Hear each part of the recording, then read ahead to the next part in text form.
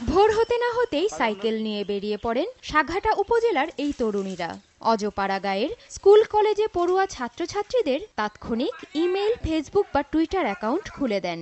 পাশাপাশি laptop, modem ইত্যাদি আধুনিক যন্ত্রপাতির সাহায্যে গ্রামীণ নারী শিশুদের স্বাস্থ্য সচেতনতা সহ নানা বিষয়ে সহায়তা করছেন তারা। ডায়াবেটিস টেস্ট করা, মহিলাদের প্রেগন্যান্সি টেস্ট করা, তারপর রক্তের গ্রুপ পরীক্ষা করা, তারপর কারো মেল খুলে দেয়া, এই সেবাগুলো আমরা দিয়ে থাকি। উপজেলার প্রত্যন্ত অঞ্চলের ঘরে ঘরে তথ্য সেবা পৌঁছে দেয় স্থানীয়ভাবে এই কল্যাণীরা পরিচিতি পেয়েছেন তথ্য আপা নামে। এখন চিকিৎসা যা কিছু পিসার টিসার না পাওয়ার উপরে মোট আমার এখানেই হানা সেবা পাই। ডাক্তারের কাছে গেলে দূরে যাওয়া নাগে, টাকা নাগে বেশি। একটি বেসরকারি উন্নয়ন সংস্থা গাইবান্ধায় এই সেবাদানে এগিয়ে এসেছে। মানুষ শিক্ষিত হলেই তার উন্নয়ন বেছে নেবে। ঠিক মানুষ যদি তথ্য জানে তাহলে সে তার অধিকার আদায় করতে পারবে সহজেই।